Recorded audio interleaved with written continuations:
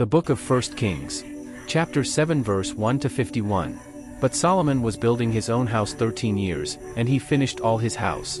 He built also the house of the forest of Lebanon. The length thereof was 100 cubits, and the breadth thereof 50 cubits, and the height thereof 30 cubits, upon 4 rows of cedar pillars, with cedar beams upon the pillars.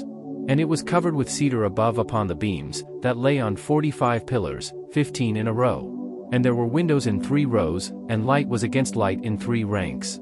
And all the doors and posts were square, with the windows, and light was against light in 3 ranks.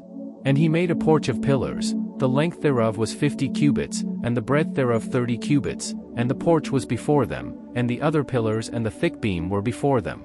Then he made a porch for the throne where he might judge, even the porch of judgment, and it was covered with cedar from one side of the floor to the other. And his house where he dwelt had another court within the porch, which was of the like work. Solomon made also an house for Pharaoh's daughter, whom he had taken to wife, like unto this porch. All these were of costly stones, according to the measures of hewed stones, sawed with saws, within and without, even from the foundation unto the coping, and so on the outside toward the great court. And the foundation was of costly stones, even great stones, stones of 10 cubits, and stones of 8 cubits. And above were costly stones, after the measures of hewed stones, and cedars. And the great court round about was with 3 rows of hewed stones, and a row of cedar beams, both for the inner court of the house of the Lord, and for the porch of the house. And King Solomon sent and fetched Hiram out of Tyre. He was a widow's son of the tribe of Naphtali, and his father was a man of Tyre, a worker in brass, and he was filled with wisdom, and understanding, and cunning to work all works in brass. And he came to King Solomon, and wrought all his work. For he cast 2 pillars of brass, of 18 cubits high apiece, and a line of 12 cubits did compass either of them about. And he made 2 chapiters of molten brass, to set upon the tops of the pillars. The height of the one chapiter was 5 cubits, and the height of the other chapiter was 5 cubits. And nets of checker work, and reeds of chain work, for the chapiters which were upon the top of the pillars, 7 for the one chapiter, and 7 for the other chapiter. And he made the pillars, and 2 rows round about upon the one network, to cover the chapiters that were upon the top, with pomegranates, and so did he for the other chapiter. And the chapiters that were upon the top of the pillars were of lily work in the porch, 4 cubits. And the chapiters upon the 2 pillars had pomegranates also above, over against the belly which was by the network, and the pomegranates were 200 in rows round about upon the other chapiter. And he set up the pillars in the porch of the temple, and he set up the right pillar, and called the name thereof Jachin, and he set up the left pillar, and called the name thereof Boaz. And upon the top of the pillars was lily work, so was the work of the pillars finished. And he made a molten sea, 10 cubits from the one brim to the other, it was round all about, and his height was 5 cubits, and a line of 30 cubits did compass it round about. And under the brim of it round about there were knops compassing it, 10 in a cubit, compassing the sea round about. The knops were cast in 2 rows, when it was cast. It stood upon 12 oxen, 3 looking toward the north, and 3 looking toward the west, and 3 looking toward the south, and 3 looking toward the east, and the sea was set above upon them, and all their hinder parts were inward. And it was an handbreadth thick, and the brim thereof was wrought like the brim of a cup, with flowers of lilies. It contained 2,000 baths.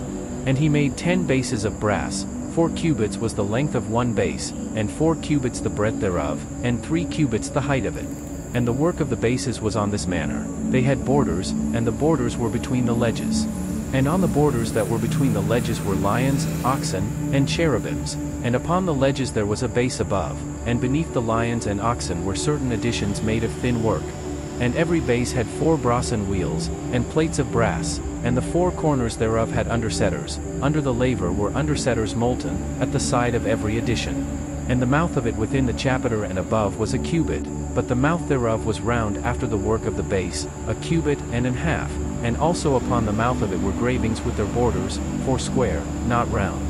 And under the borders were 4 wheels, and the axletrees of the wheels were joined to the base, and the height of a wheel was a cubit and half a cubit. And the work of the wheels was like the work of a chariot wheel, their axletrees, and their naves, and their felloes, and their spokes, were all molten. And there were 4 undersetters to the 4 corners of one base, and the undersetters were of the very base itself.